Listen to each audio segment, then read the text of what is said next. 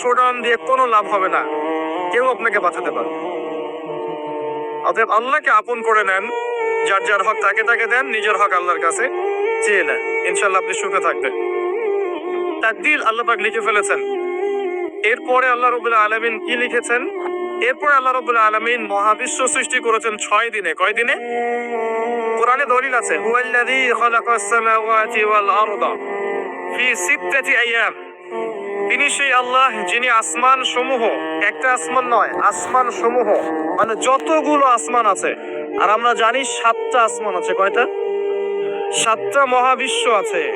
এখন পর্যন্ত সায়েন্স যত কিছু আবিষ্কার করেছে এগুলো প্রথম মহাবিশ্বের আবিষ্কার।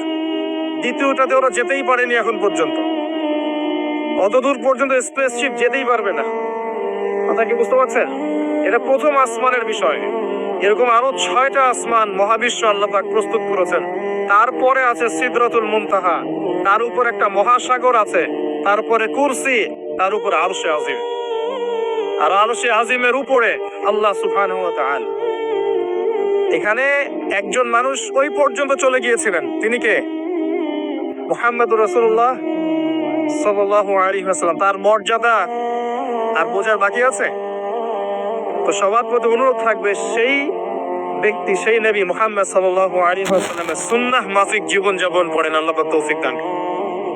এবং এই সুন্নাহটা জীবনের একটা ক্ষেত্রে মানলে হবে না, জীবনের সমস্ত ক্ষেত্রেই মানতে চেষ্টা করতে হবে। আল্লাহ পাক তৌফিক দান করুন।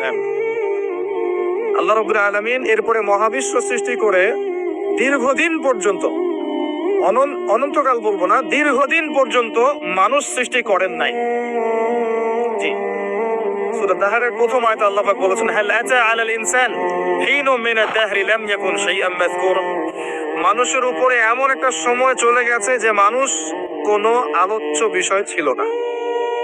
মানে মানুষ সৃষ্টি করা হবে, এখন দুনিয়া যা হচ্ছে দেখতে পাচ্ছেন, আমরা কোনো টপিকই ছিলাম না, এত সময় চলে গেছে মহাবিশ্ব। এখন মনে হয় দুনিয়াটা আমাদের, তাই না? মানুষই সব, মানুষই এই দুনিয়ার পলিটিক্যাল মালিক, ইকোনমিক মালিক, সংস্কৃতির মালিক, পরিবার, ব্যক্তি, সমাজ, সবকিছু মালিককে মালিক মনে হয় এখন মানুষকে। কিন্তু এমন একটা সময় ছিল যখন আল্লাহ বলছেন মানুষ সৃষ্টি হবে, এই বিষয়টা অনেক দূরের পথ ছিল, আল্লাহর জ্ঞানে ছিল, কিন্তু মহাবিশ্বে মানুষের অস্তিত্ব ছিল না। এই মহাবিশ্বেই মানুষের অস্তিত্ব ছিল না। আল্লাহ রাব্বুল আলামিন মহাবিশ্ব সৃষ্টি করেছেন কুন ফায়াকুন, হও হয়ে যাও। সূরা আম্বিয়ার 30 নম্বরে আল্লাহ পাক বলেছেন, আওয়ালাম ইয়ারাল্লাযীনা কাফার, কাফেররা কি লক্ষ্য করে দেখে না, আন্নাস সামাওয়াতি ওয়াল আরদু কানাতা রাতকান ফাফাতাকনাহুমা, কাফেররা কি লক্ষ্য করে দেখে না যে আসমান সমূহ এবং জমিন একটা বিন্দুর মধ্যে একত্রিত ছিল, আমি আল্লাহ এটাকে বিস্ফোরিত করে দিয়েছি, পৃথক করে দিয়েছি। এটা সায়েন্সের একটা থিওরির সাথে মেলে না। কোন থিওরি? তারা বলছে বিগ ব্যাং থেকে সব সৃষ্টি হয়েছে, আর আল্লাহ পাক বলছেন বিগ ব্যাং আমি ঘটিয়েছি। তাহলে চিন্তা যেখানে শেষ, আল্লাহ পাকের কুদরত সেখান থেকে কি শুরু। আমরা সীমাবদ্ধতা বুঝতে পারছি সায়েন্সে। আমি নিজেও সায়েন্সের ছাত্র, বাট আমি এটা স্বীকার করি যে সায়েন্স সবকিছুর সমাধান দিতে পারবে না। কারণ আপনি কমন একটা প্রশ্ন করেন যে রূহ কাকে বলে, সায়েন্সকে বলেন যে can you give us the definition of রূহ, আমাদেরকে রূহের সংজ্ঞা দিতে পারবেন? রূহটা কঠিন নাকি তরল, না বায়বীয় না কি, আপনি কি ব্যাখ্যা করতে পারবেন? পারবেন না। সিম্পল। জিন জাতির ব্যাখ্যা দেন, ফেরেশতার ব্যাখ্যা দেন, কবরের আযাবের ব্যাখ্যা দেন, জান্নাত জাহান্নাম, হুর পরি ব্যাখ্যা দেন।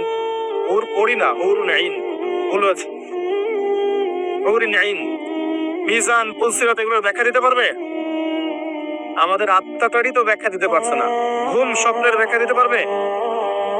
ঘুমন্ত অবস্থায় মানুষ হাসছে এবং কাঁদছে, কি জন্যে? ব্যাখ্যা দিতে পারবে? স্বপ্ন দেখছে, কোত্থেকে স্বপ্ন আসছে, আর স্বপ্ন মাঝে মাঝে সত্য কেমন করে হচ্ছে, এর ব্যাখ্যা দিতে পারবে? স্বপ্ন সত্যি হয় না। শেষ জামানায় মুমিনদের স্বপ্ন বেশি বেশি সত্য হবে, এমনও এসেছে হাদিস। আখিরুজ জামানে মুমিনদের স্বপ্ন সত্যি হবে। নবী সাল্লাল্লাহু আলাইহি ওয়াসাল্লাম নবুয়তের আগে এমন স্বপ্ন দেখতেন সকালবেলা সত্য হয়ে যেত। নবুয়তের একটা অংশ স্বপ্ন, 36 ভাগের 1 ভাগ সত্য স্বপ্ন। যাই হোক, আমরা টপিকে চলে আসি। আল্লাহ রাব্বুল আলামিন বিগ ব্যাং দিয়ে মহাবিশ্ব সৃষ্টি করার পর সুদীর্ঘকাল পর্যন্ত মানুষকে সৃষ্টি করেন নাই। এরপরে অনেক সময় পর আল্লাহ পাক ফেরেশতাদেরকে ডেকে বলছেন এই আয়াতটা, যে হে ফেরেশতারা, আমি পৃথিবীতে আমার খলিফা পাঠাতে চাই, মানুষকে আমার খলিফা করে পাঠাতে চাই। খলিফা কি জিনিস? যিনি কাপড় সেলাই করেন তিনি খলিফা? খলিফা কি জিনিস? খলিফার ডেফিনেশনটা শুনে না। আল্লাহ পাক আদম আলাইহিস সালাম ছাড়াও আরো একজন নবীর ব্যাপারে খলিফা শব্দ ব্যবহার করেছেন, তার নাম কি? শুকরান, কে বলেছেন? জাযাকাল্লাহ। দাউদ আলাইহিস সালাম, তার ব্যাপারে আল্লাহ পাক বলেছেন তিনি ছিলেন খলিফা। কোন সূরা? সূরা সাদ। কোন সূরা? সূরা সাদ। আল্লাহ পাক বলেছেন ইয়া দাউদ, হে দাউদ, ইন্না জাআলনাকা খলিফাতান ফিল আরদ, নিশ্চয়ই আমি তোমাকে